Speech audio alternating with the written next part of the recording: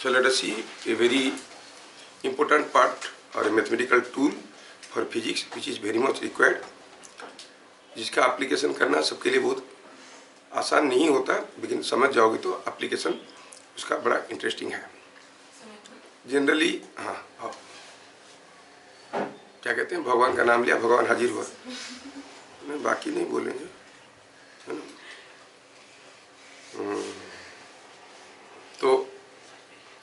तो ये जो है, जब भी इंटीग्रेशन रिलेटेड कुछ क्वेश्चंस आते हैं वो मोस्टली आपका जेईई एडवांस में आते हैं, और रेडीमेड कोचिंग जो है वो कुछ होते हैं छोटे मोटे कोचिंग स्कूल लेवल में। एडवांस के लिए ज़रूरत पड़ता है इंटीग्रेशन का एप्लीकेशन।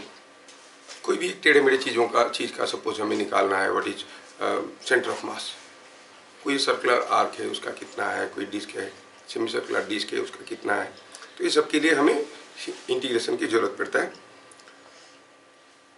जैसे हम लोग डिफरेंशिएशन में कुछ थंब रूल्स लिए थे, if y is x to the power n, तो उसका डिफरेंशिएशन क्या होता था, dy by d x n x to the power n minus 1।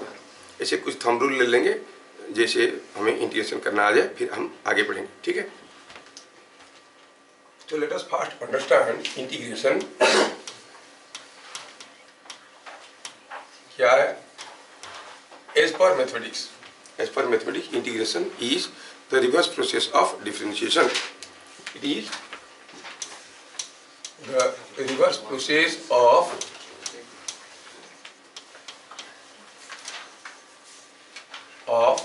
differentiation.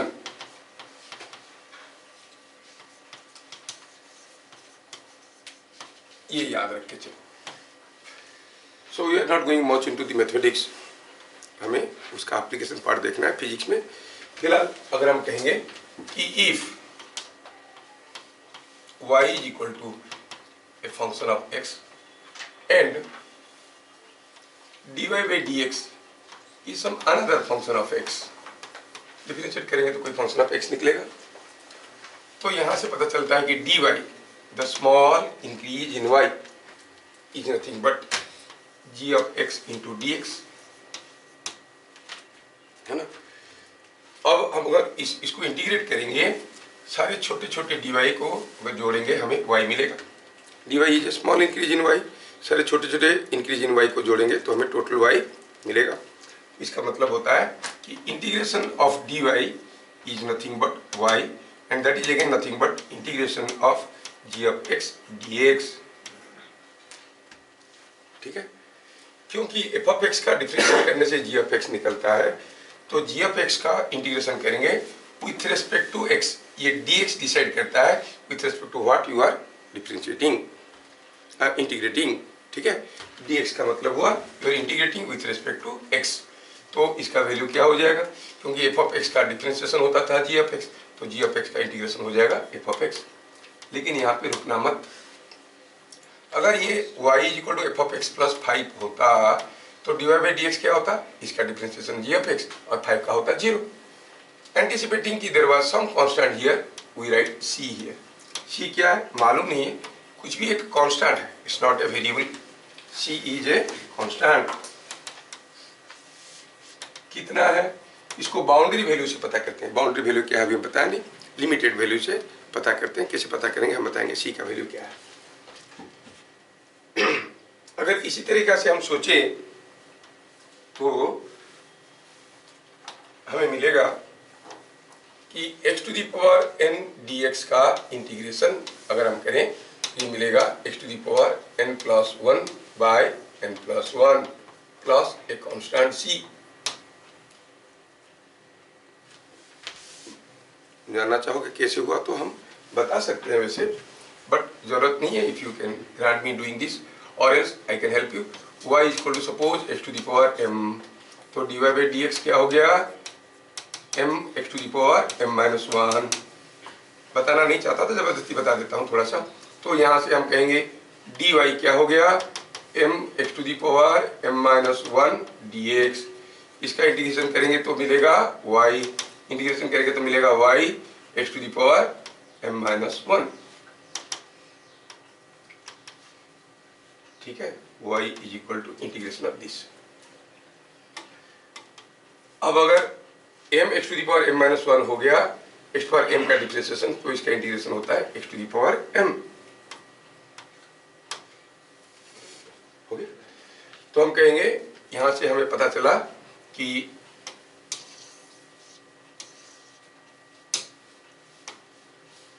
m x to the power m minus 1 का integration is x to the power m, है ना। अगर m को हम n प्लस 1 मानेंगे, सपोज कोई एक वैल्यू है n is 1 less than m, तो ये वैल्यू बन जाएगा n plus 1 x to the power n dx का integration, which is equal to x to the power m plus 1। ठीक है, x to the power n plus 1। यहां से पता चला x पावर n dx का इंटीग्रेशन होता है x to the power n plus 1। ये कांस्टेंट था, इसको इंटीग्रेशन के बाहर रख सकते हैं, लाके डिवाइड कर सकते हैं n plus 1। That is what I have written here.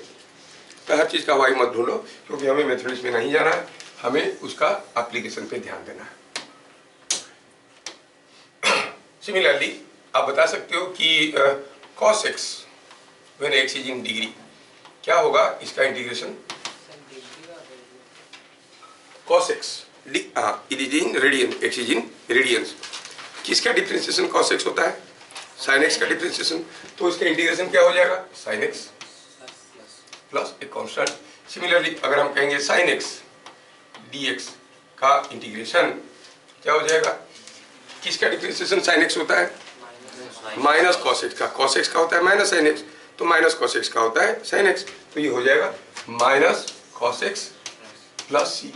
मैं कोशिश करूंगा कि सारा जो हमारे अप्रोच को इसके अंदर लिमिट करने के लिए, बड़े बड़े इंटीग्रेशन के लिए बहुत सारे टेक्निक्स हैं, ठीक है, बाय पार्ट्स है, सब्स्टिट्यूशन मेथड है, ठीक है, वो सब बाद में देखेंगे। थोड़ा बस एक्स्ट्रा में आप याद रखो 1/x dx का इंटीग्रेशन क्या होगा। ये जो है this is valid only when n is not equal to 1, not equal to -1, sorry, not equal to -1। ये -1 होगा तो क्या हो जाएगा? फिर -1 हो जाएगा तो 0 हो जाएगा, x का 0 इज 1 नहीं। So it is valid only when n is not equal to -1। इसको याद रखना। 1/x to the power 1/x dx का हो जाएगा क्या? कैपिटल है ln x प्लस c, क्योंकि ln x का डेरिवेटिव होता है 1/x। ln x means log x to the base e। बहुत कम जरूरत पड़ेगा तो देख लेंगे, ठीक है। तो ये था मैथमेटिकल टूल, सबको याद रखना है। अब एज पर physics what is integration? Integration is summation of infinite number of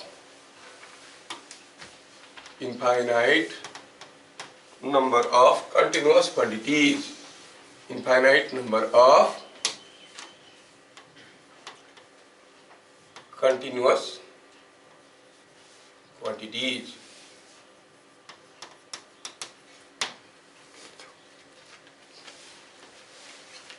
The quantities must be continuous, or if you get infinite number of quantities, you want to add them, so sum of all those infinite number of continuous quantities is called integration, ठीक है। इसके लिए हमें पहले सीखना पड़ेगा what is definite integral.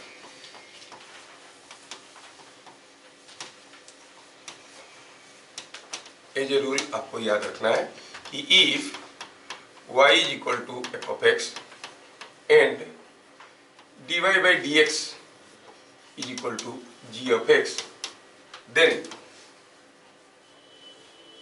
g of x dx integrated over the limits a to b gives you f of x limited from a to b means f of b minus f of a। समझाता हूँ आपको, क्योंकि again ये mathematics आ गया। इसमें a को क्या कहते हैं? Lower limit. लोअर लिमिट मतलब मिनिमम वैल्यू ऑफ x, ठीक है। b क्या है? अपर लिमिट और maximum value of x। In fact हमारा जो dy आता था वो क्या था, जी एक्स डी एक्स। अब इसको इंटीग्रेट करेंगे तो x का कौन सा वैल्यू से कौन सा वैल्यू तक इंटीग्रेट करेंगे, ठीक है। तो x का वैल्यू a से, ये a यहाँ पर b लिखा है, मतलब it is x is equal to a, x is equal to b when we are integrating with respect to x। अगर यहाँ पर dz लिखा होता तो z is equal to a से z is equal to b ऐसे कहते हैं। तो करेंगे क्या, g ऑफ x dx का इंटीग्रेशन हो जाएगा f ऑफ x। यहाँ पर और c नहीं लिखा गया क्योंकि upper limit minus lower limit कहते हैं, दोनों का c कैंसिल हो जाता है इसमें। तो f ऑफ b का मतलब f ऑफ x में x के जगह b डाल दो, माइनस f ऑफ x मतलब f ऑफ a मतलब x के जगह a डाल दो। जस्ट टेक इट ग्रांटेड कि ऐसा होता है। क्यों होता है बताने के लिए ज़्यादा समय लगेगा, I don't want to go deep into it, और बहुत समझाना पड़ेगा मैथमेटिक्स में। इवन मैथमेटिक्स टीचर भी इतना ही बताएंगे ऐसा होता है, याद रखो।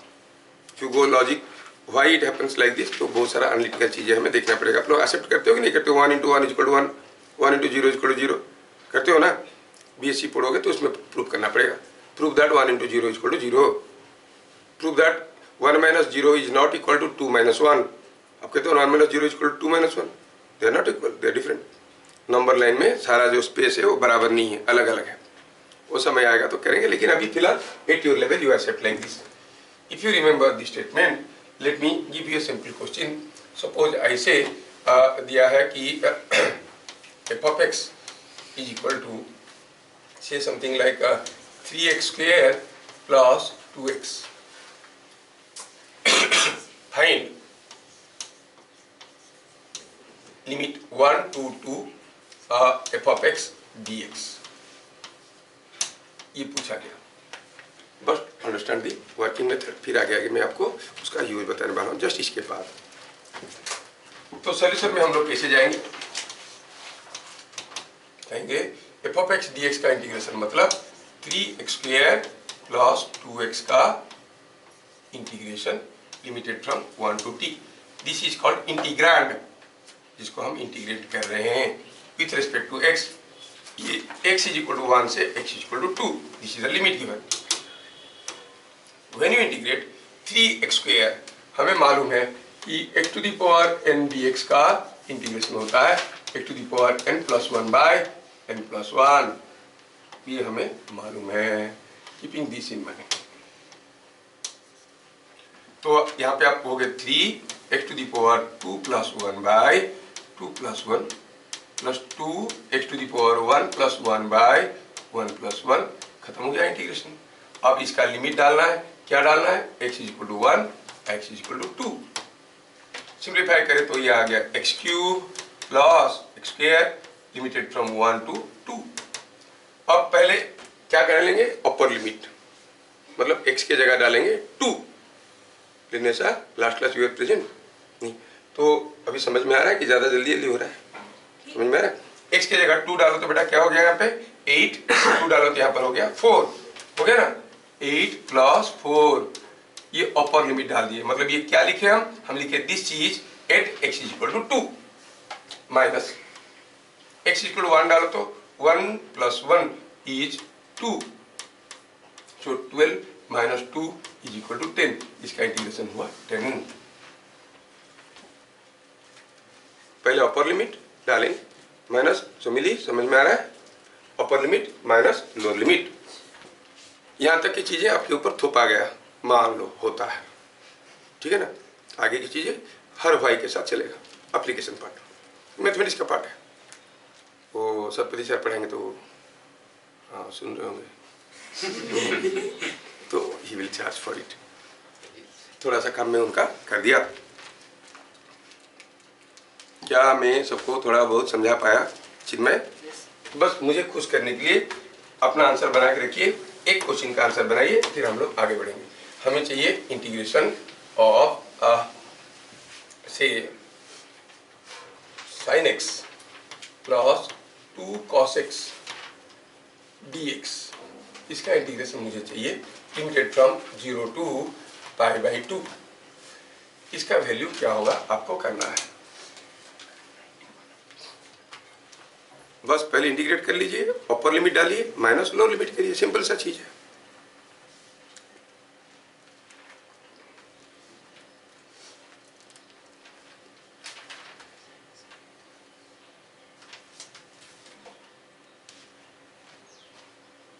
Get ready with your answer, then I'll verify whether you are correct or not.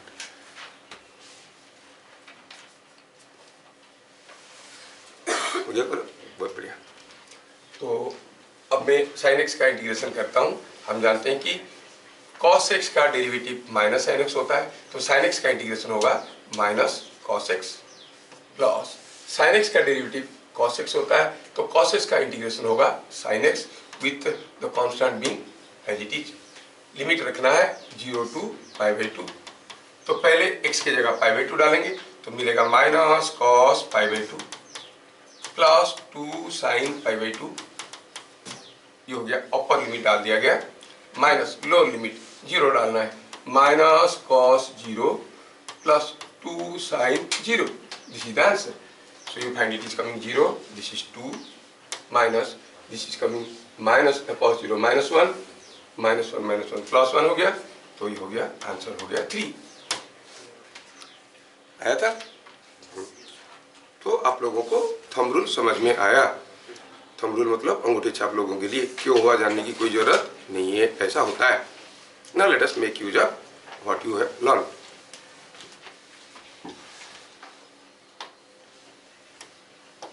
ठीक है। सपोज हम कहेंगे कि हमारे पास एक ऐसा कह देते हैं, ये कोई एक ट्रायंगल है। अब चलो मान लेते हैं कि ये साइड लेंथ b है और ये साइड लेंथ भी b है और सपोज a है, और हमें इसका एरिया पता करना है। यू नो इट इज, यहाँ पे भी एवरीवन नोज, मुझे मालूम नहीं है। तो मैं क्या करता हूँ, यहाँ से x डिस्टेंस में मुझे सिर्फ मालूम है कि कोई एक रेक्टेंगल का एरिया क्या है, मुझे मालूम है, लेंथ इनटू विड्थ। तो मैं यहाँ से कुछ x डिस्टेंस में let me consider a small increment. ध्यान रखना dx is A increase in x। हम दो डिफरेंशिएशन में भी पढ़े, dx was a small increase in x। वो इंक्रीज की जगह डिक्रीज ले जाओगे तो वैल्यूज में नेगेटिव पॉजिटिव वैल्यूज आ जाएगा। ठीक है, तो dx is a small increment. When I increase the value of x from here to here, I find I get a thin strip like this. यहाँ पर मुझे एक थिन स्ट्रिप मिला। dx काफी छोटा है। अगर ये स्ट्रिप का एरिया मैं निकाल सकता हूँ, कैसे निकालूंगा? ट्रेपीजियम जैसे दिख रहा है, ट्रेपीजियम जैसे दिख रहा है, लेकिन मैं कहूँगा कि अगर ये जो हाइट है और ये जो हाइट है, ये अंतर काफी छोटा है। क्यों? क्योंकि dx is very small. Think of this is a trapezium. इसका एरिया क्या है? Half of sum of parallel sides into distance between them, आप जानते हो। But when this dx is very small, आप कहोगे कि इसके सामने ये जो छोटा सा, ये बड़ा वाला जो आपका एरिया है, आई मीन जो रेक्टेंगुलर एरिया है, उसके सामने ही ये ट्रायंगुलर एरिया को आप इग्नोर कर सकते हो। उसके बावजूद चीजें काम में आ जाएंगे। इंटीग्रेशन को डिजिटली भी आप लोग कर सकते हो using computer programs. There is Newton Raphson method. हाँ, और इसको स्मॉल पीसेस में वैल्यूज ले लो, और वैल्यूज को जोड़ो, इंटू 3 मल्टीप्लाई करो, इवन वैल्यूज को जोड़ो, इंटू 5 मल्टीप्लाई करो, डिफरेंस निकालो, निकल जाता है इंटीग्रेशन। तो इसमें through programming also you can do integration. But then मैं ये बताना चाहता हूँ कि यहाँ पर जो एरिया है, रेक्टेंगुलर एरिया है, उसके सामने ये ट्रायंगुलर एरिया काफी कम है। क्यों? क्योंकि dx is very small. I want to write it systematically. तो थोड़ा डिटेल्स में लिखते हैं। Area of triangle, let us consider a thin strip of thickness dx at a distance x from O. The thin strip, this strip can be considered as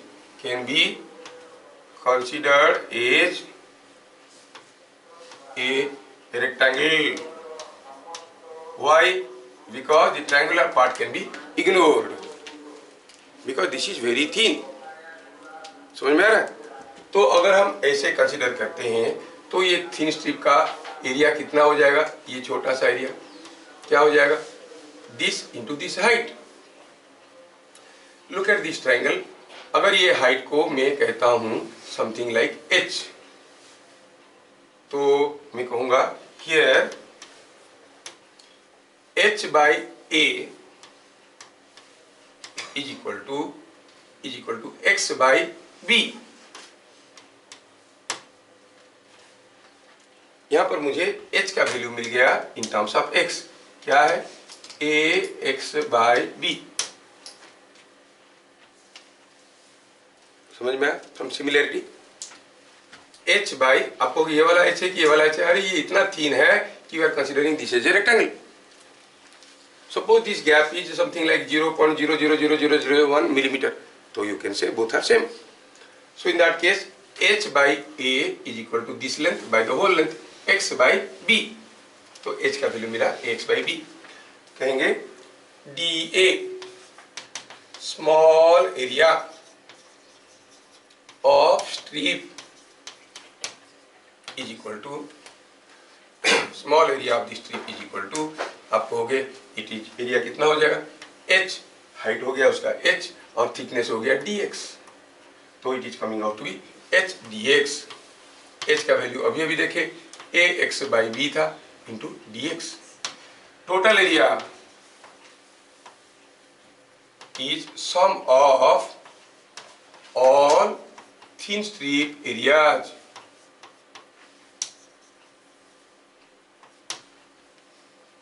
But how many thin strips you will get if you are taking dx as very small? आप ऐसे जितने सारे छोटे छोटे strip लोगे, सारा strip का area निकालोगे, अगर जोड़ दोगे तो टोटल मिल जाएगा। But how many thin strips you will get? Infinite number of, है कि ना? और हम कौन कौन सा थिन स्ट्रिप को देखना चाहते हैं? सारे थिन स्ट्रिप को, ये वाला, ये वाला, ये वाला, मतलब for different thin strips h will be different। और उसमें हमारा x क्या था? The thin strip is considered at a distance x from O। सबसे पहला thin strip जो लेंगे वो O से कितना दूर पे होगा? 0। और सबसे यहाँ पर जो लेंगे वो सबसे ज्यादा दूर कितने पे होगा? B। तो आप कहोगे x जो लिए हैं हम, क्या था? Distance of the thin strip from O, उसका मिनिमम वैल्यू होगा 0, मैक्सिमम वैल्यू होगा B। तो लोअर लिमिट होगा 0, अपर लिमिट होगा B। ये समझ में आना चाहिए। तो हम कहेंगे it is integration of, if you are getting infinite number of continuous quantities, it is integration of dA, सारे छोटे छोटे एरिया को जोड़ना है। summation of all dAs is integration of dA, which is ax by b dx का integration. we have to properly put the limits। x का minimum value होगा 0 और मैक्सिमम वैल्यू होगा b। इंटीग्रेट करें, a by being a constant you can keep out, x का integration, x to the power 1 का integration, x to the power 1 plus 1 by 1 plus 1 limited from 0 to b। तो it is a by b। पहले upper limit डालें, x के जगह b डालेंगे तो b square by 2 आएगा। फिर लोअर लिमिट डालेंगे, x के जगह 0 डालेंगे तो हो जाएगा 0। It is coming out to be half a b, the area of the triangle which is half AB, that everyone knows। ऐसा समझ में? कहाँ पर कैसा स्ट्रिप लेना है वो आपकी थोड़ा प्रैक्टिस में होना चाहिए। Suppose I consider another case. Suppose here is a triangle, ये इज ए सर्किल, इसका रेडियस है r। Find out the area of the circle, that you know it is pi r square, है ना? कैसे करेंगे? हमें वो ये सब थोड़ा सा प्रैक्टिस से पता चलता है। मैं क्या करता हूँ, let me consider a thin ring. Suppose मैं एक रिंग कंसिडर करता हूँ, ये एक रिंग है जिसका कलर येलो है, ये एक रिंग है। आई consider a ring here and also I consider another ring here.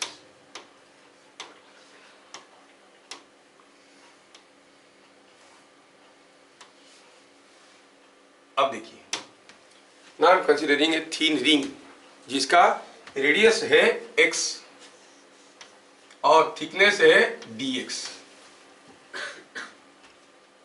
अगर ये रिंग का एरिया में निकाल पाता हूं किसी तरह से, I can consider the entire circular space is a combination of number of concentric rings। सारे रिंग का एरिया निकाल के जोड़ देंगे। अब मैं तो एरिया निकाल रहा हूँ, बाद में आपको कुछ दूसरा चीज निकालने के लिए पूछा जाएगा। They may ask you to find out the magnetic field produced due to और electric field produced by a charged disc. तो एक रिंग के लिए निकालो, सारे रिंग के लिए निकालो और जोड़ो। अब तो एरिया निकालने के लिए सिंपल सा चीज बता रहे हैं, तो लिखेंगे कैसे इसको। लेट अस कंसीडर, अच्छा पहले ये हुआ area of the ring, area of circle. Let's consider a thin ring of radius x। जब thin ring बोल रहे हैं रेडियस x मतलब अंदर की तरफ x की बाहर की तरफ नहीं, इतना thin है कि अंदर की तरफ बाहर की तरफ किधर भी बोलो वो बराबर। It's a very thin ring and thickness dx आया। तो हम कहेंगे DA एरिया ऑफ रिंग। कौन सा एरिया की बात कर रहे हैं? Area of thin ring, area of thin ring. कौन सा एरिया की बात कर रहे हैं? ये जो शेडेड एरिया है, ये एरिया की बात कर रहे हैं। दिस एरिया कितना हो जाएगा भाई? ये हो जाएगा length of the ring is 2πx। हर जगह थिकनेस है dx। इसको अगर खोल देते हैं ऐसे हो जाएगा ना, ये 2πx और थिकनेस कितना लिए हैं dx। होगा कि नहीं होगा? तो it will be 2πx dx। क्या मैं समझा पा रहा हूँ? हाँ ठीक है, तो ये हो गया। तो what is the total area? Total area is summation of all such thin areas.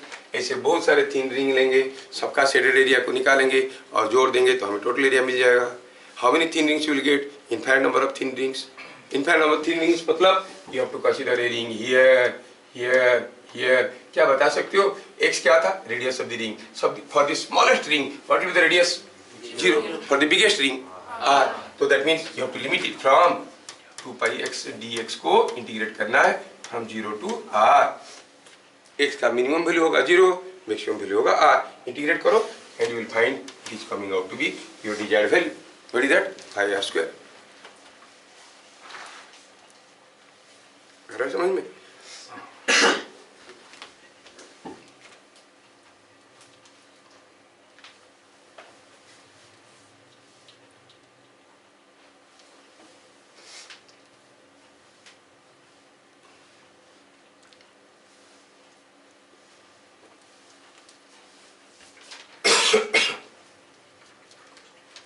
हो गया? चलिए दूसरा एग्जांपल लेते हैं। सपोज हमें दिया गया है कि हमारा यहाँ पर कोई एक कोन है, आई से एक कोन लाइक दिस। ये कोई एक कोन है और इस कोन का मुझे पता करना है व्हाट इज द वॉल्यूम। क्या दिया हुआ है? दिया हुआ है कि ये डिस्टेंस है h और ये रेडियस है r। ये है कोन, ये कोन है जिसका रेडियस r है। It is like this and you know the volume of this cone is 1/3 pi r square h। Very good, all of you know it. तो ये 1/3 pi r square h है। समझाने के लिए मैं थोड़ा इसको और बढ़िया से इधर लिखूं, मिटाऊं इसको, बढ़िया है।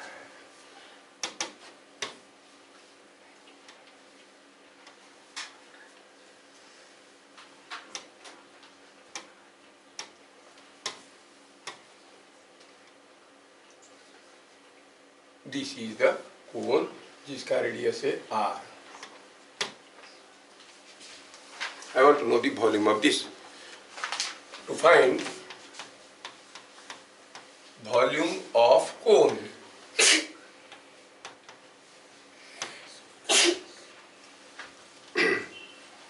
तो इसमें मैं ये क्लू यूज करना चाहता हूँ कि अगर हमारे पास कोई एक डिस्क है, ये है कोई एक डिस्क जिसका थिकनेस, अगर रेडियस इसका कुछ a है, थिकनेस इसका b है, तो आप जानते हो कि जो वॉल्यूम होगा इसका, that volume is given by pi a square is the area, जो थिकनेस हो गया b। ये चीज हमारे दिमाग में है. Keeping this in mind, I want to further proceed to find out. I can consider that cone is combination of number of thin discs. Let me consider a disc at a distance x. At a distance x from the lower end, let me consider a small section of thickness dx. मतलब this is the section of the cone. ये तो disc जैसे नहीं दिख रहा है, it is looking like a conical frustum. है कि नहीं, क्योंकि दोनों तरफ का रेडियस अलग अलग रहेगा. पर ध्यान रहे, we are considering a very thin section, मतलब इधर का रेडियस बराबर मान के चलेंगे. Things are automatically accommodated. समझ में आया? तो इसका रेडियस कितना, क्या मालूम कितना, चलो एज्यूम करते हैं कि ये ऐसा था. चलो मानते हैं कि इसका रेडियस कुछ था, से ये कुछ ले लेते हैं, कुछ भी ले लेते हैं, से it is A. Let us consider a thin disc of thickness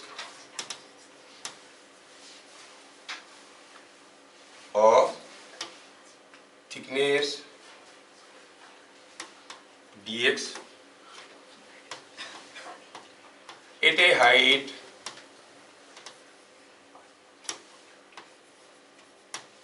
x from vertex. हाँ, तो इसका वॉल्यूम पता करते हैं. dv volume of disc is pi a square as shown in the figure into dx. But a क्या है हमें मालूम नहीं. a we can find out using similarity, है ना.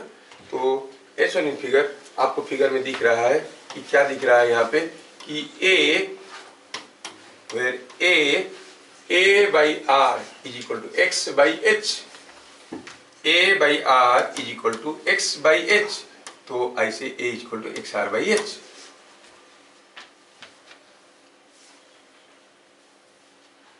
श्रेयस आ रहा है पकड़ में?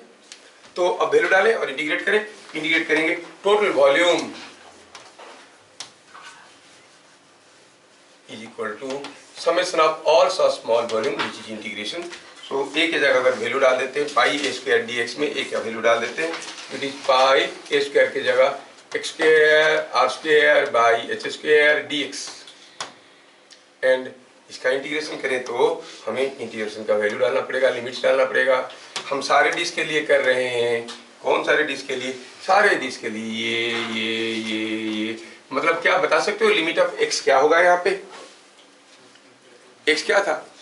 The disk at a distance x from 0 to h. समझ में आ रहा है? So you come out with 0 to h and integrate pi r square h square all being constant.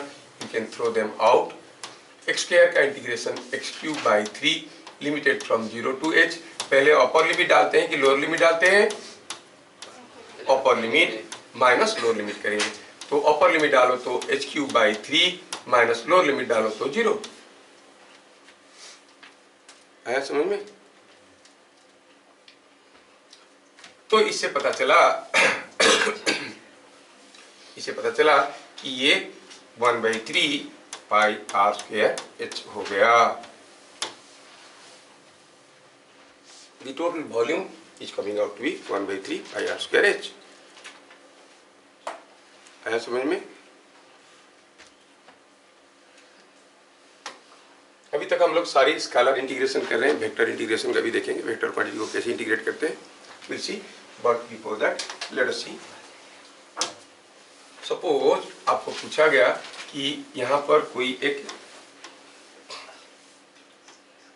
Semi circular arc है ऐसा, और इसका दिया गया है, इसका मास है m और रेडियस है r. पूछा है बताओ what is the potential energy with respect to the base, with respect to the ground, उसका पोटेंशियल एनर्जी क्या है? Are you getting? You want to find out the potential energy. I am trying to give you different varieties of applications. तो इसका potential energy क्या है हमें पता करना है।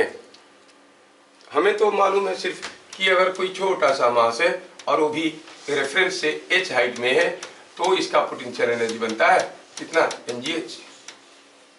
लेकिन ये तो पूरा डिस्ट्रीब्यूटेड मास है, इसका पोटेंशियल एनर्जी पता करना है। ठीक है, लेट अस फाइंड आउट। तो क्या करेंगे, हमें हर छोटे छोटे सेक्शन का पोटेंशियल एनर्जी निकालेंगे, that being a scalar quantity, सबका पोटेंशियल एनर्जी निकालेंगे और जोड़ देंगे तो टोटल पोटेंशियल एनर्जी मिल जाएगा। And to be more clever, what you do, you can see the potential energy of this part will be same as potential energy of this part। आधा का निकाल के भी डबल कर सकते हैं, है कि नहीं। तो जैसे आप चाहो तो पूरा का कर सकते हो और फिर आधा का भी कर सकते हो। तो यहाँ पे पहले हम छोटा सा सेक्शन लेते हैं। कहाँ पे लेंगे, लेट अस डिफाइन। सपोज यहाँ से कुछ थीटा एंगुलर डेविएशन पे मैं एक छोटा सा एंगल लेता हूँ जो है डी थीटा। समझ में आया। तो द सेमी सर्कुलर रिंग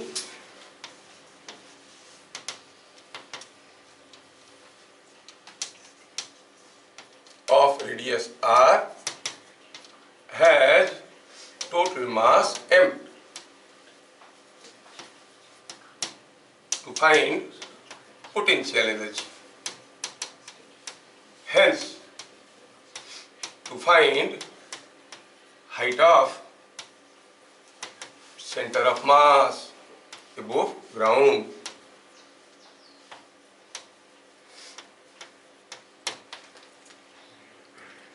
समझ में आ रहा।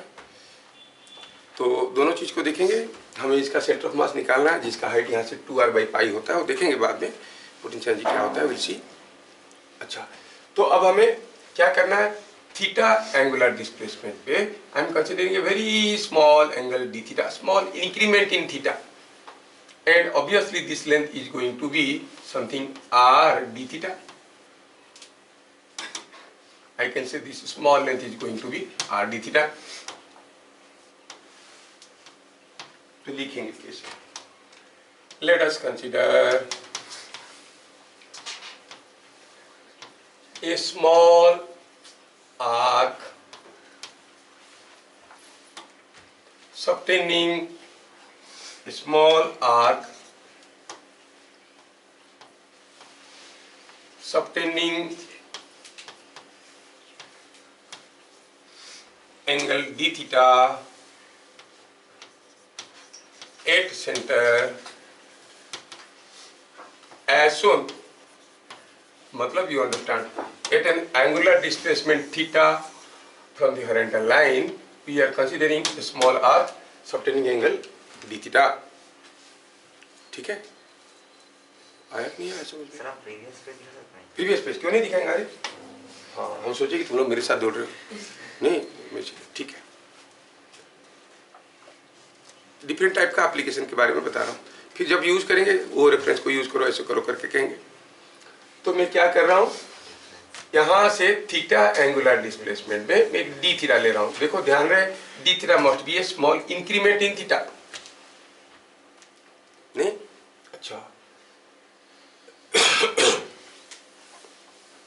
चलो इस पॉइंट को नाम देते हैं ए, ये पॉइंट को बी, हाइट पॉइंट को पी, फॉर योर अंडरस्टैंडिंग। ठीक है, ऐसा की। अब हम कहेंगे कि ये जो छोटा सा सेक्शन हम लिए, length of the section, length of r हो गया r d theta, mass of r हो गया मास पर यूनिट लेंथ, क्योंकि ये पूरा सेमी सर्कुलर था, पूरा होता तो 2πr होता, ये आधा है तो πr, मास पर यूनिट लेंथ हो गया m/πr, और इसका लेंथ कितना है r d थीटा। तो this is the mass of the section. DEN small potential energy, why small, because the section is very small, potential energy with respect to reference। तो कैसे पता करेंगे, फॉर्मूला होता है mgh, है कि नहीं। m हो गया m/πr, ये r को खा गया, बार बार क्यों लिखेंगे, क्या मिलेगा m/π d theta into g into height. हम with respect to this reference जानना चाहते हैं तो to see the height here, H. H क्या होगा, ये लेंथ अगर आर है, ये लेंथ अगर आर है, ये थीटा है, H is R sine theta, है कि नहीं? तो हम कहेंगे here it is R sine theta. क्या मैं ये चीज समझा पाया? mgh potential energy of the small section, आ गया ना?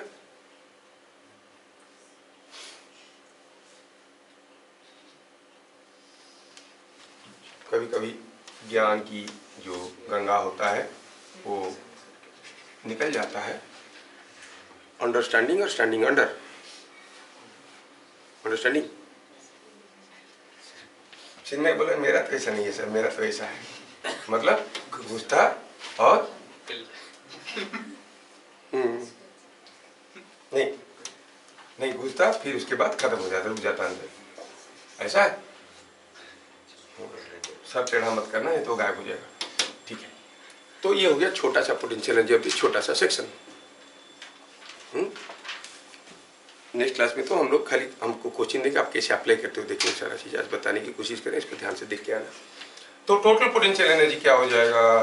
Total potential energy is equal to summation of all such small potential energy, सारे छोटे छोटे एनर्जी को जोड़ेंगे, नहीं? तो ये इंटीग्रेशन हो जाएगा। इंटीग्रेशन करेंगे तो will write like this, it is same as integration of ये पूरा चीज, ये चीज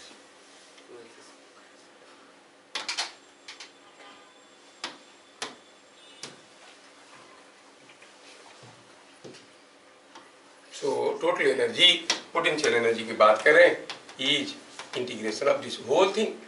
और लिमिट भी डालना है, पर पहले थोड़ा सजा के लिखते हैं। क्या आ गया देखो तो, m g by pi, r भी तो है m g r by pi, sine theta d theta. Sine theta को बाहर नहीं ले सकते, क्यों? We are integrating with respect to theta, rest of the things are independent of theta, so we keep them out as constant. Theta का limit डालना। Theta का limit कौन सा एलिमेंट के लिए सोचो। आप चाहो तो कह सकते हो कि आप कह सकते हो ये वाला एलिमेंट, ये वाला एलिमेंट, ये सारे के लिए, ये सारे के लिए कर सकते हैं। मतलब ये वाला एलिमेंट के लिए थीटा का वैल्यू क्या होगा? 0। इसके लिए कुछ 60 डिग्री, इसके लिए 90 डिग्री, इसके लिए 180 डिग्री। मतलब the limit will be from 0 to 180, 0 to pi, 0 to pi, और 0 टू पाई बाई 2 करके आधा भी कर सकते हैं, ठीक है? यस कर सकते हैं। सो पहले मैं लिखूंगा limit will be from 0 to pi. क्या ये समझ में आया? और इसको इंटीग्रेट करने के लिए हम ऐसे भी लिख सकते हैं कि it is coming out to be m g r by pi limited from, इसको 2 मल्टीप्लाई करो और 0 टू पाई बाई 2 करो। ऐसा भी तो कर सकते हैं, हर केस में नहीं, इस केस में। In every case you cannot do because you see the symmetry here. Even function odd function वो पढ़ाएंगे किस केस में कर सकते हैं, मैथमेटिक्स में पढ़ाएंगे। इवन फंक्शन में ऐसा होता है, ऑड फंक्शन में ऐसा होता है। हम इवन ऑड नहीं बोल रहे, हम telling the reality behind. If it is symmetrical one like this, then you can go 2 into 0 to pi by 2. क्या ये स्टेटमेंट से ये स्टेटमेंट सबको समझ में आया? Every case you cannot do in this case, ठीक है? अच्छा, तो हम कहेंगे इंटीग्रेट करो sine theta d theta. Sine theta का इंटीग्रेशन होता है minus cos theta limited from 0 to pi by 2। इधर था 2mgr बाई पाई, और ये हम इंटीग्रेट कर दिए। cos पाई बाई 2 होता है 0, cos 0 होता है 1, माइनस एन कोई बाहर ले, तो ये हो जाएगा 2mgr by pi.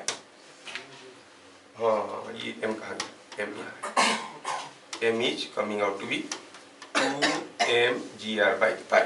This is what is the potential energy. Second line में आप लिमिट पाई लिए हैं, हाँ, पाई बाई 2 कर दीजिए, इनटू 2 और कर दीजिए। यहाँ पर 2 मल्टीप्लाई करके 0 टू पाई बाई 2 कर दिए, ठीक है? तो it is coming out to 2mgr by pi. आया? अब हमें ये भी मालूम है, we know that potential energy is equal to mgh में h क्या है? Vertical height of centre of mass और centre of gravity above reference.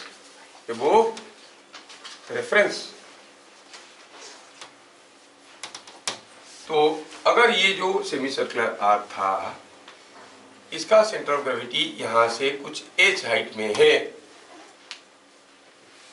तो हम कहेंगे इसका मास m था। तो हम कहेंगे mgh इज इक्वल टू अभी जो निकाले 2mgr/5, it is equal to 2mgr/5। This is another way of finding the centre of mass of a arrangement. ठीक है, तो आप कहोगे ये mm कैंसिल हो गया, h का वैल्यू आया 2r/5। For a semi circular arc the center of gravity is at a height 2r/5 from this base। क्या बात समझ में आ रहा है?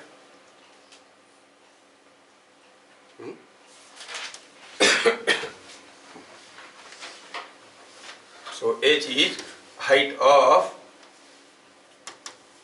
center of mass।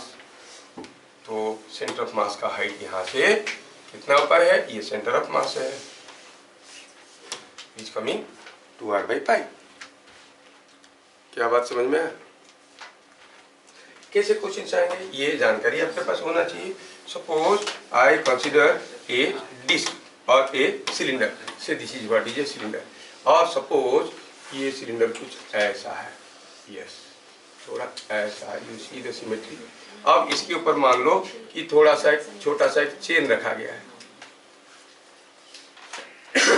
This chain is kept on this. Chain का मास है m, मास नहीं दिया है, क्या दिया है? This cylinder has got radius r। ये चेन ऐसे सिमेट्रिकली रखा गया है तो रेस्ट में है। अगर इसको हम थोड़ा सा खींच के छोड़ देंगे, इधर ज्यादा हो जाएगा, सरक जाएगा तो फिसलने लगेगा और कुछ समय बाद छोड़ के निकलेगा। जब तक ये चेन इसको छोड़ के नीचे आएगा, बताओ उसका वेलोसिटी क्या होगा? Are you getting? You have to find out the velocity when the chain leaves the cylinder. Question is understood? कोई चेन को सिमेट्रिकली रखा गया था तो रेस्ट में बैठा था, अब इसको थोड़ा सा डिस्टर्ब किए तो फिसल गया नीचे। जब फिसल गया नीचे, जब वो आएगा फिसल के इसको छोड़ेगा तब उसका वेलोसिटी क्या होगा? Find speed of chain when it leaves the cylinder. क्या ये क्वेश्चन समझ में आया? तो हम जानते हैं कि जो गेन इन काइनेटिक एनर्जी होगा that will be equal to loss in potential energy, नहीं, gain in kinetic energy to loss in potential energy. तो फॉर्मूला लगाने वाले हैं हम लोग, gain in kinetic energy is equal to loss in potential energy. ये हो गया क्लू। चेन रेस्ट में था, मास मालूम नहीं है, अस्यूम द मास। अब आपको चेन थोड़ा गंदा दिख रहा है, मैं अच्छा वाला बनाता हूं। चेन यहाँ पे छोड़ा, इसको क्या चिन्मय बता पाएगा ये चेन कितना लंबा है? क्या L? अबे ये रेडियस R का है, ये लेंथ कितना है? पाई r। तो चेन कितना लंबा हुआ? पाई r। तो ये चेन इतना लंबा है। इसका सेंटर ऑफ ग्रेविटी मान लो कि हम किसी एक पॉइंट को रेफरेंस लेते हैं, इसको लेते हैं रेफरेंस। तो सेंटर ऑफ ग्रेविटी यहां से कितना नीचे है? पाई r/2।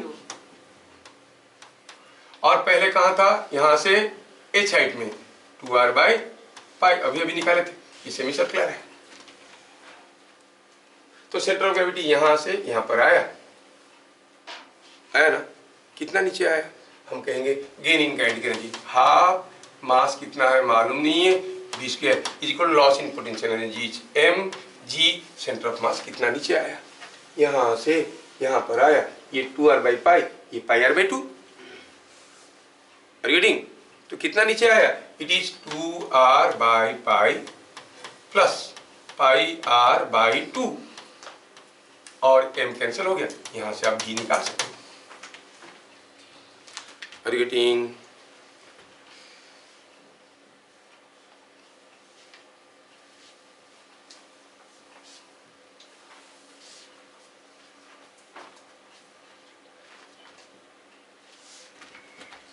समझ में आ रहा है?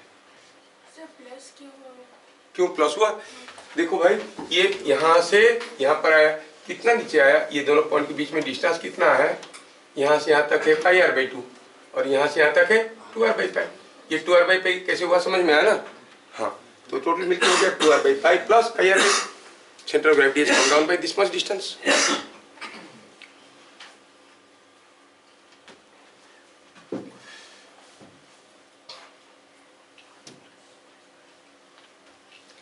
देखें आप लोग अप्लाई कर पाते हो क्या? But before that I will give you one more question. A volume of a sphere, volume of a sphere. Suppose हमारे पास कोई एक स्फीयर है। क्लू क्या है? हमें मालूम है कि एरिया ऑफ ए स्फीयर क्या होता है? 4 पाई आर स्क्वायर, ये मालूम है। वॉल्यूम होता है 4/3 पाई आर क्यूब। चलो छोटे छोटे स्ट्रिप्स लेते हैं, सबका वॉल्यूम निकालते हैं और जोड़ते हैं। अगर कोई एक स्फीयर है हमारे पास जिसका रेडियस है r, चलो हम पूरा वॉल्यूम निकालना चाहते हैं। I can consider a spherical shell of radius x and thickness dx। ये हो गया रेडियस x और thickness dx। I can consider the entire sphere is a combination of number of concentric thin hollow spheres. है कि नहीं? छोटी छोटी चीजें लेना है, कॉन्टिन्यूस लेना है, वो भी इनफाइनाइट, तभी इंटीग्रेशन करेंगे। तो पहले ये छोटा सा स्फीयर जो है उसका वॉल्यूम क्या है? उसका एरिया और हर जगह थिकनेस dx है, 4 pi x square into dx। तो कैसे दिखाए तुमको स्फीयर? और रिंग सोच रहे हो? नहीं, मैं स्फीयर सोच रहा हूँ। लेट अस कंसीडर ए स्फेरिकल सेल।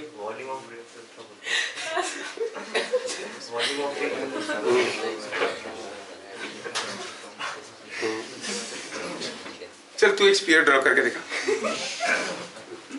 3D है, कैसे कर सकता हूँ? अच्छा, लेट अस कंसीडर, आपको लिखना है अभी, सीधे आंसर पे मत जाओ। I am not much interested in answer. Answer तो मालूम ऐसे ही 4/3 पाई आर क्यूब होता है। नहीं तो क्योंकि मैं अप्रोच इसलिए बताना चाहता हूँ, जब मैं फिजिक्स या न्यूमेरिकल दूंगा आप अप्लाई कर पा रहे हो प्रॉपर्ली। वो आर्क निकालना है, फोर्स निकालना है। सपोज हम कहेंगे यहाँ पर एक ऐसा एक सेमी सर्कुलर आर्क है, यहाँ पर एक मास है, निकालो कितना फोर्स आ रहा है इसके ऊपर, ग्रेविटेशनल फोर्स, ये भी खींच रहा होगा। तो सारे छोटे छोटे सेगमेंट के लिए क्या फोर्स आ रहा है? Force being a vector, vector के लिए जोड़ेंगे, देखेंगे उसको। फिलहाल तो हम बात कर रहे हैं स्फीयर का वॉल्यूम का। तो लिखो इसको, late us consider a thin spherical shell of radius x and thickness dx। लिखो भाई, दांत तुम्हारा। पूरा नाम बोल के गाली कर दूंगा, रह जाएगा भाई। भाई बोल दिया तो सोच रहा बच गया, कोई भाई होगा।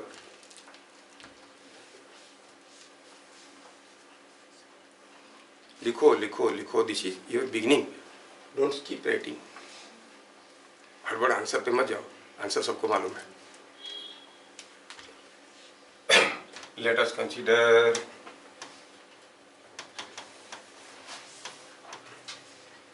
ए thin spherical hollow sphere of radius x and thickness dx। और सबको आता है thickness dx, dv volume of thin sphere कितना है? 4 पाई x स्क्वायर dx। आगे चल के आपको निकालना है total volume is summation of और small volume which is 4 pi x square dx का इंटीग्रेशन। अब हमारे शुभम बताएगा लिमिट्स। लिमिट्स बताओ, हम क्या करना चाहते हैं? सारे छोटे छोटे थिन सेल लेना चाहते हैं, हर एक के लिए रेडियस अलग अलग होगा। सबसे छोटा स्फीयर का x होगा 0, सबसे बड़े वाले का होगा r। तो लिमिट हो गया 0 to r। इंटीग्रेट करो, मिला 4/3 पाई r क्यूब। क्या बात समझ में आ रहा है? ठीक है। अब ये क्वेश्चन को थोड़ा सा टफ बना के आपको देता हूं, देखते हैं आप लोग कैसे अप्लाई करते हो। For a solid sphere of radius r, the density at any distance x from center is given by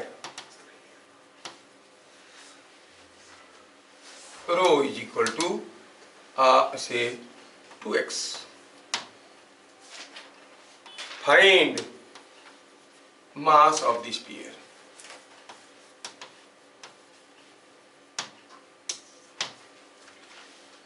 अब डेंसिटी कांस्टेंट नहीं है, कांस्टेंट होता तो वॉल्यूम मल्टीप्लाई कर देते, डेंसिटी के साथ मास मिल जाता। अब डेंसिटी बदल रहा है, जैसे जैसे you are going away from the centre the density is increasing, है ना? ऐसा होता है, क्वेंचिंग में होता है।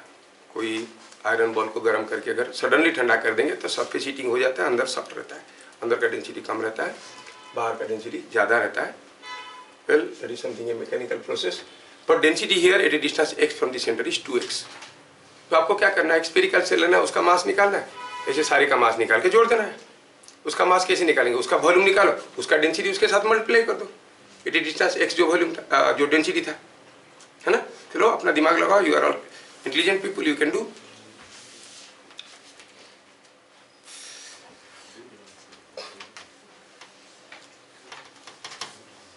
तो कोई एक स्फीयर है, हाँ कर रहा हूँ, एक मिनट। ये आर है, ये है स्फेरिकल सेल जो मैं इमेजिन किया, गंदा वाला, और ये अच्छा वाला, ये स्फेरिकल सेल है जो इमेजिन किया मैं। और इसको थोड़ा और भी ले लो एक ठो,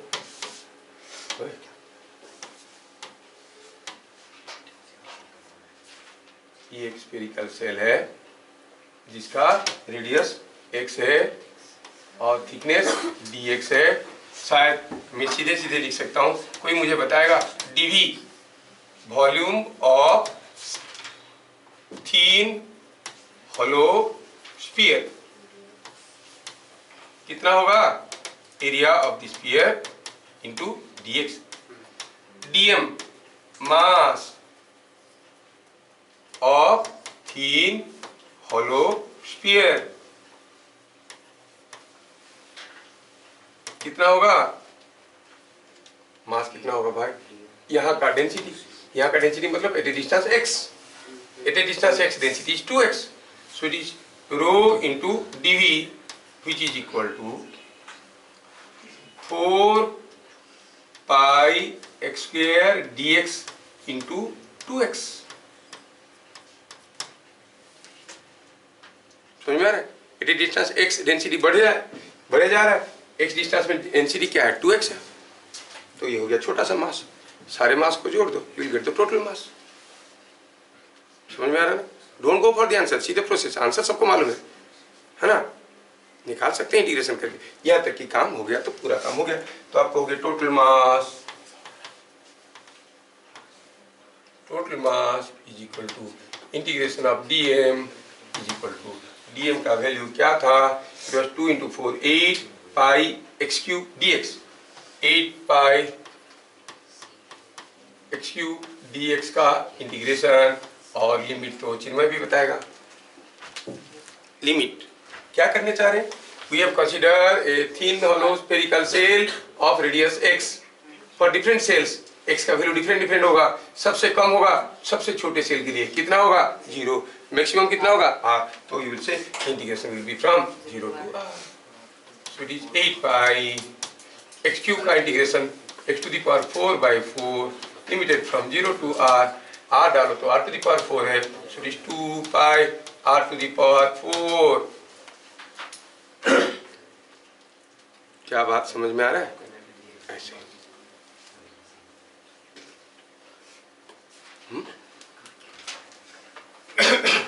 नेक्स्ट, ये कोई एक बार है, ये आपके लिए काम है। ये 3 बार है, लेंथ इसका L है, यह है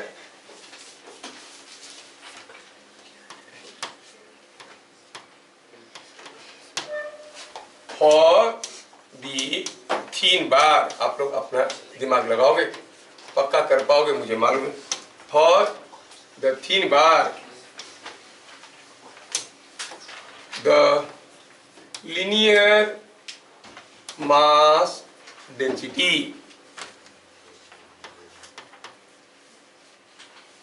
at a distance, जेई का क्वेश्चन है, x from a, कर लो तो मुझे बहुत अच्छा लगेगा। At a distance x from a is lambda is equal to or is lambda x kg per meter।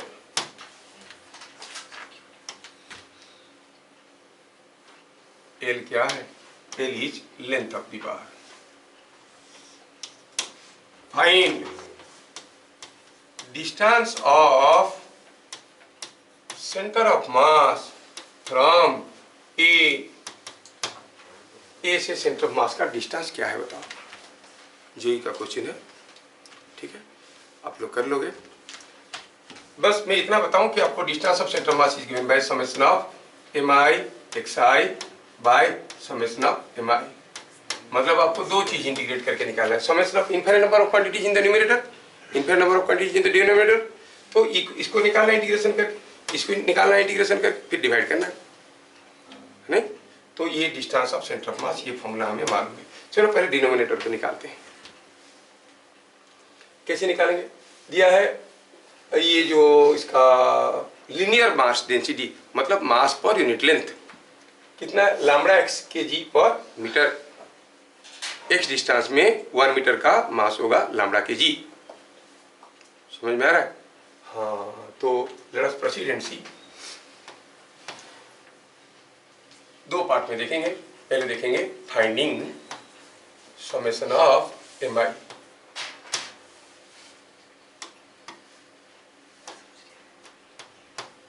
Late us consider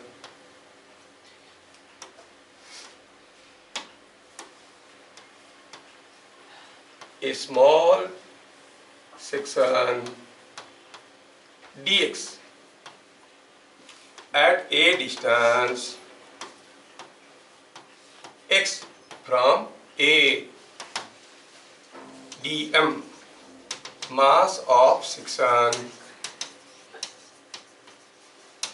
is mass per unit length,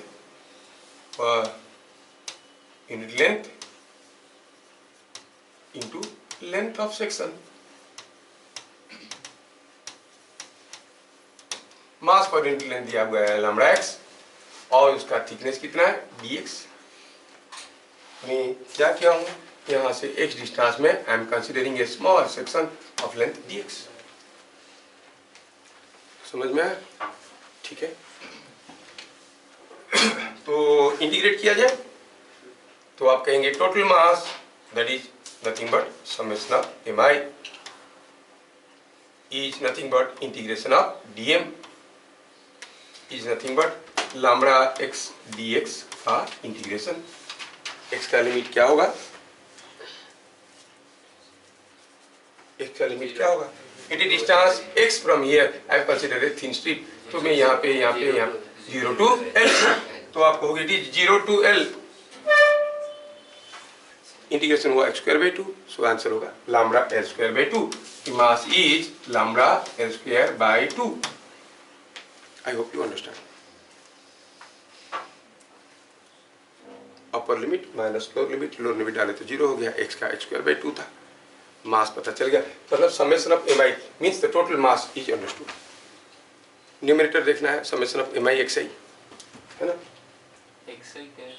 xi क्या था केवल एक्सप्रेशन में, हमारा केवल एक्सप्रेशन में xi क्या था, distance of centre of mass of mi from the reference point, जहाँ से हम निकाल रहे हैं।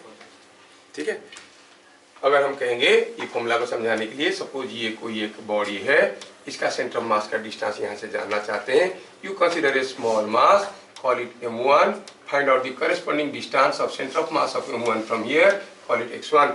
Likewise, you find m2, x2, m3, x3. So it is summation of mi x1 means m1 x1 plus m2 x2 plus m3 x3 and so on. Go on adding them to get the distance of center of mass. तुम लोग आता है ना? Okay, पढ़ा नहीं होगा, centre of मास नहीं पढ़ा। तुम लोग पढ़े हो बाकी लोग ना, सेंटर ऑफ मास कैसे निकालते हैं? बाकी लोग तो पढ़े हैं, हाँ करो।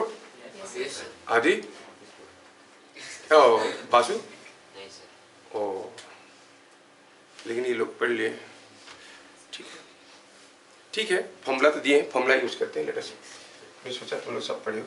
एनीवे, ये लास्ट ईयर का पढ़ाई था। तो summation of M I x I, तो हम कहेंगे इसमें फाइंडिंग दूसरा स्टेप में निकालना चाहते हैं summation of M I x i. Again for the small section dm क्या है हम निकाल चुके हैं। For the small section dm अभी निकाले थे, लैम्डा एक्स डी एक्स, और एक्स आई क्या था, it was x, at distance x लिए थे, नहीं? तो summation of M i d x i, summation of M I x i is equal to integration of lambda x square D X, lambda x square D X, summation of M I x I. अब ये limit वही रहेगा 0 to L का, X cube by 3 होगा, value डालो तो lambda l cube by 3 में jump कर गया, क्योंकि तुम लोग कर सकते हो।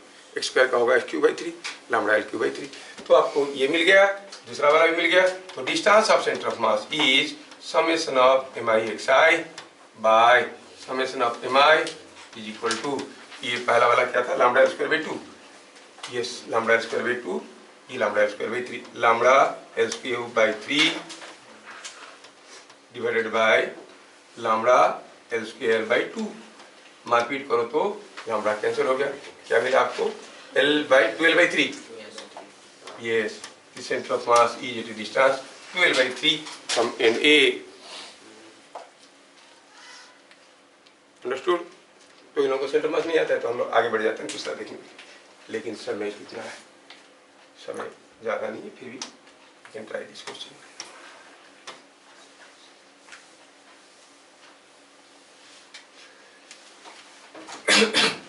तो मैं क्या करता हूँ यहाँ पे, मैं ये बताऊँ कि फोर्स बिटवीन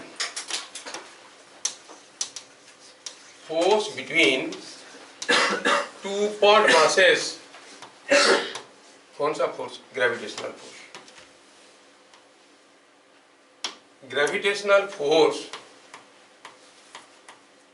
इतना बड़ा, ग्रेविटी ज्यादा नहीं हो रहा, यस ग्रेविटेशनल फोर्स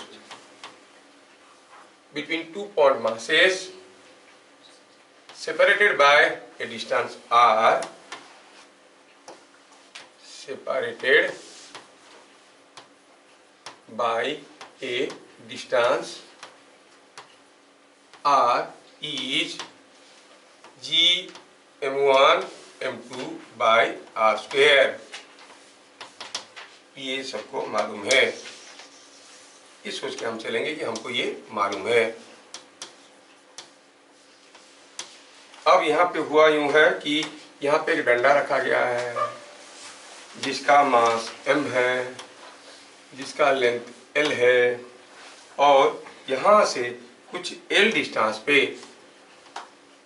ये डिस्टेंस भी l है, यहाँ पर दूसरा मास रखा है m। ऑब्वियसली इन दोनों के बीच में भी फोर्स ऑफ अट्रैक्शन होगा ना।